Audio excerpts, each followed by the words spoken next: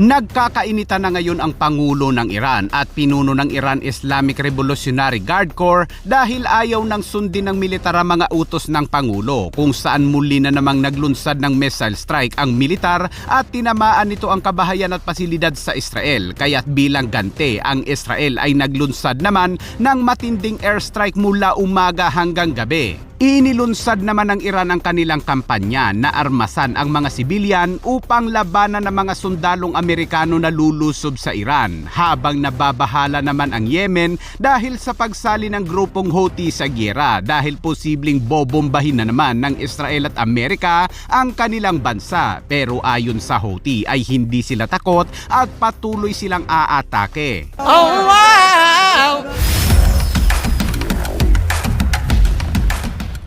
Habang lalong tumitindi ang mga palitan ng atake sa pagitan ng Israel at Amerika kontra Iran at Houthi, abay lumitaw naman ang mga seryosong hindi pagkakasundo sa pagitan ng Masoud Pezeshkian, Pangulo ng Gobyerno ng Islamikong Republika ng Iran, at General Ahmad Bahidi, Commander naman ng Iran Islamic Revolutionary Guard Corps, tungkol sa pamamahala ng digmaan at mga mapaminsalang bunga nito sa kabuhayan ng mga tao at ekonomiya ng bansa. Pinuna ng Pangulo ng Iran na si Pezeshkian ang pamamaraan ng Islamic Revolutionary Guard Corps sa pagpapalala ng tensyon at patuloy na pag-atake sa mga kalapit na bansa na nagbabala sa mga epekto sa ekonomiya ng sitwasyong ito. Binigyang diin ng Pangulo ng Iran na kung walang pagtatatag ng tigil putukan, ang ekonomiya ng Iran ay haharap sa ganap na pagbagsak sa loob lamang ng 3 linggo hanggang sa 1 buwan. Bilang tugon naman sa mga kritisismo ni Pezeshkian, ay iniugnay ng Commander ng Islamic Revolutionary Guard Corps ang kasalukuyang sitwasyon sa pagkabigo ng gobyerno na ipatupad ang mga reformang estruktura bago magsimula ang mga tunggalian. Pilit na pinapatigil ni Pezeshkian ang mga pag-atake sa mga karatig bansa, ngunit kahit siya ang Pangulo ng Iran ay hindi na ito pinapakinggan ngayon ng Islamic Revolutionary Guard Corps at nagpatuloy ito sa mga pag-atake, kung saan muli nitong inilunsad kahapon ang ika-86 na wave ng missile strike. Kitang nakasaludo pa ang militar habang pinapakawalan ng mga missiles. Tumama sa bakuran ng isa sa mga missiles ng Iran at napinsala ang mga kabahayan. Walang nasawi pero mayroong 7 nasugatan. Isa pang tinamaan ng Iran ay ang industrial facility sa Ramat Hobab. Walang nasugatan pero malaki ang damage sa nasabing pasilidad, habang ang isa pang chemical factory naman ang tinamaan nito sa Beersheba. Kita rin ang pagtama ng isang drone nito sa isang daungan naman sa Oman.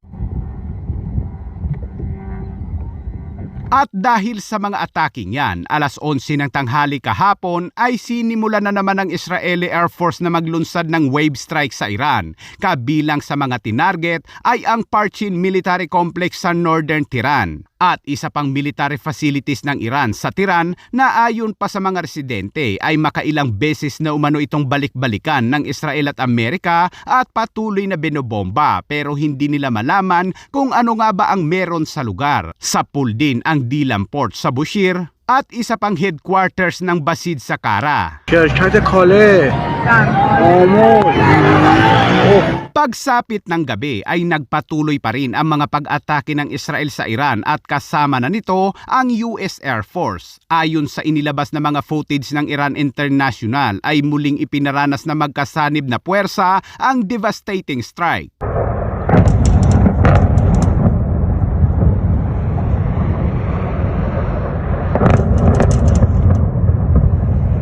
4 na lugar ang kanilang inatake sa loob ng Iran, ang Esfahan, Yaz, Rabit Karim at Qom, kung saan makikita ang sunod-sunod na mga pagsabog.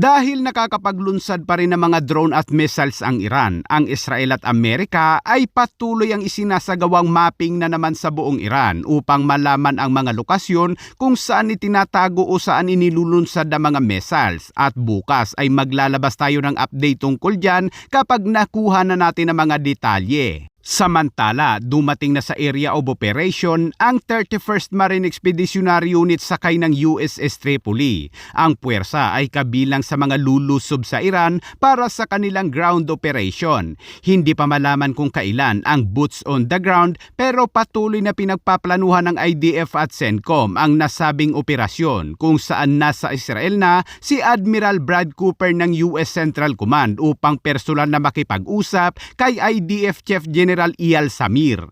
Yeah, hey guys, good morning. After 4 weeks of war in the Middle East, the conflict grinds on. Reports indicate the United States is preparing for a possible weeks-long ground operation in Iran that would include thousands of U.S. service members. Over the weekend, the USS Tripoli, manned with 3,500 troops, including 2,500 Marines, arrived in the CENTCOM area of operation. If an operation is ordered to seize Iranian oil facilities or enriched uranium, it's expected that both special forces and conventional forces would be used.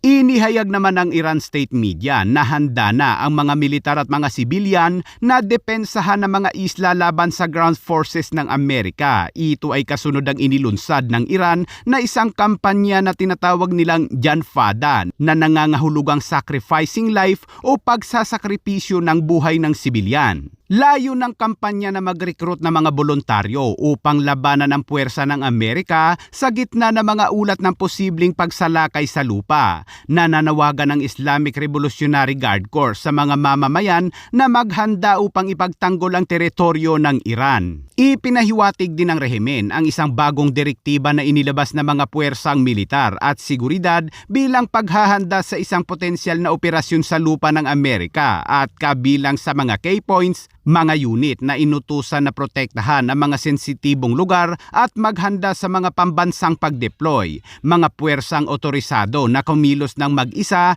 kahit na walang sentral na utos, tumutok sa mga pangunahing lungsod at estratehikong rehiyon sa timog at hilagang kanluran, kasama sa mga planong pang-emerhensya ang pagsugpo sa panloob na kaguluhan at mga panglabas na pagsalakay. Kasabay nito ang pagtaas ng aktibidad ng militar malapit sa Strait of Hormuz. Samantala, nababahala naman ang mga Yemeni dahil sa posibleng ganti ng Israel at Amerika. Ito ay matapos maglunsad ng missile strike ang grupong Houthi sa Yemen. Pero kung tatanungin ng Houthi, ay handa umano sila sa anumang labanan at asahang magtitindi pa ang kanilang pag-atake sa mga susunod na araw. وردا على جرائم العدو. In response to the enemy's crimes on our people and our countries, and in support of the freedom of the people, will continue, with the grace of God, to carry out military operations in the coming days until the enemy stops its hostilities and aggressions. Sa ngayon ay hinahayaan muna ng Israel at Amerika ang Houthi, pero kung itutuloy nito ang bantang pagsara sa isa pang daanan ng mga barko sa Bab al-Mandeb Strait, ay mararanasan na naman ng Houthi ang matinding airstrike. Bukod sa pagngunguya ng mga dahon, abay ipinamalas din ng Houthi ang kanilang talento sa pagkanta. Oh wow! Oh wow!